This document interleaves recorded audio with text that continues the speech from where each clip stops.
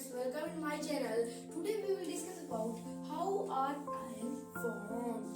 Iron कैसे बनते हैं? So before starting the lecture, click on subscribe button and like the video. Let's start. So friends, we continue in our lecture. तो हमारा topic क्या था?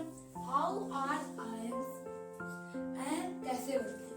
तो इसके लिए हमको पहला स्टेप है कि हाउ आर आयन फॉर्म। तो इसको हमको जानने के लिए पहला step what is atom. Atom क्या है?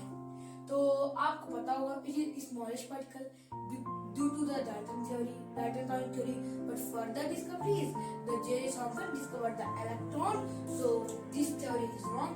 So atom, so in atom neutron and proton in the nucleus in a very tiny place, यानी कि जो प्रोटॉन एंड न्यूट्रॉन होते हैं वो एटम में न्यूक्लियस में होते हैं। यहाँ पास है हमारे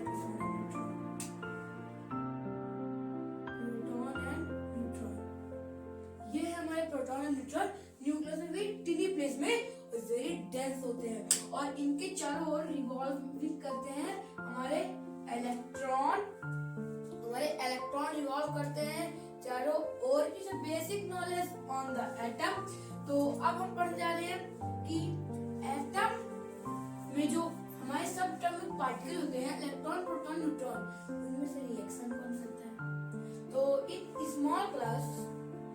small class the answer was electron, but when we go the high class, जब हम लोग बड़ी क्लास में जाएंगे तो इसका आंसर होगा इलेक्ट्रॉन, वो भी वैलेंस। तो इसको हम लिखेंगे वैलेंस इलेक्ट्रॉन।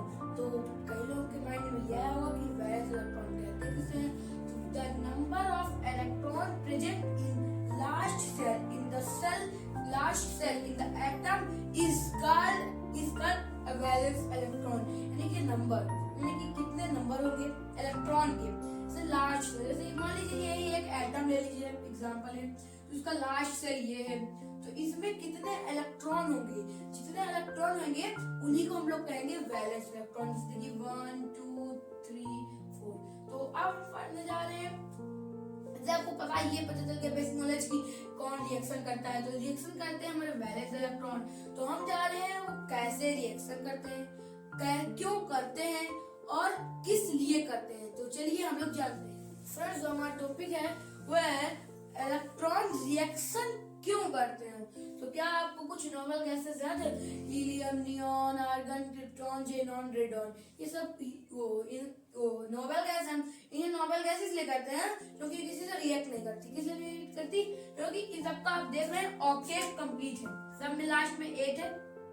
इनको ऑक्टेट रूल कहते हैं। तो ये ऑक्टेट रूल को पूरी तरह से फॉलो करते हैं, इसीलिए किसी से रिएक्ट नहीं करते हैं। बट एक एक्सेप्शन केस है, जैसे हीलियम में नहीं रहता। तो क्या आपको पता है कि पहले केशन होता है? केशन,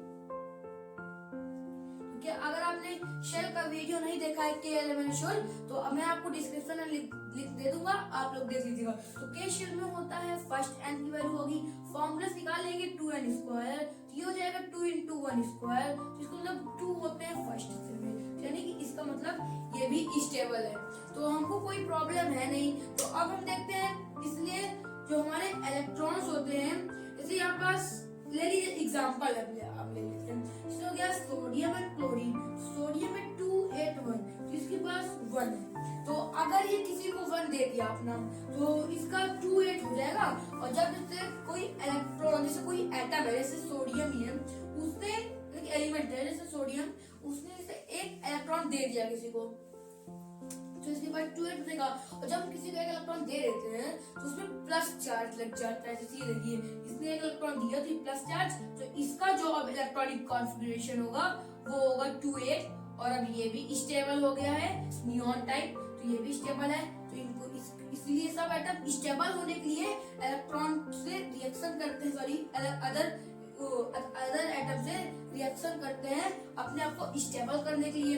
वैसे ही क्लोरीन है, सिर्फ क्लोरीन को 1 मिल जाए अगर किसी से, तो इसका ये 8 हो जाएगा, उसके बाद ये भी स्टेबल हो जाएगा। तो मान लीजिए किसी से 1 ले लिया, तो लेने पे माइनस चार्ज चलता है, देने में पॉजिटिव चार्ज, और हम पॉजिटिव चार्ज को कैटायन कहते हैं, निगेटिव चार्ज को एनायन कहते हैं। तो अब जैसे क्लोरीन माइनस, क्लोरीन निगेटिव हो गया, अब तो इसमें 1 ले लिया, तो इसका कॉन्फ़िगरेशन जो होगा वाली कॉन्फ़िगरेशन होगा A2H8।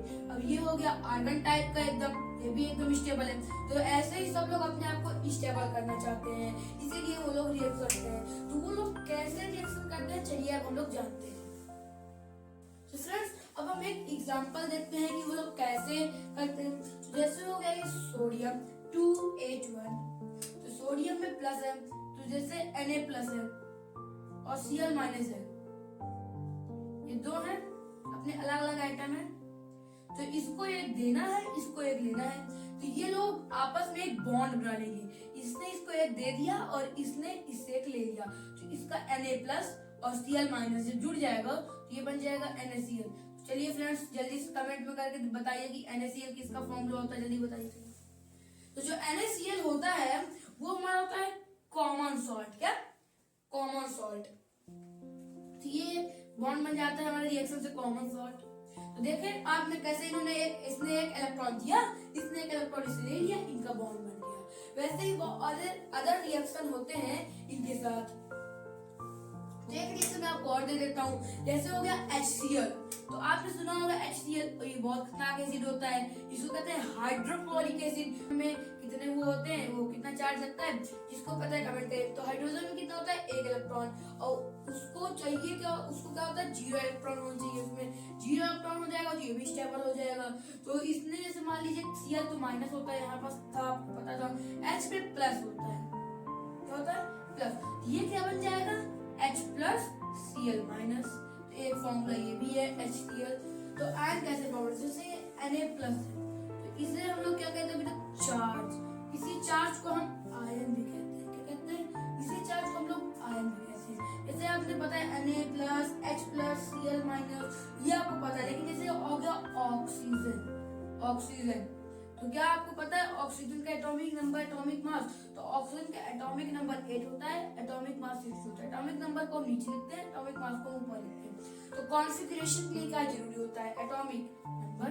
तो इसका कॉन्फ़िगरेशन होगा 2 6।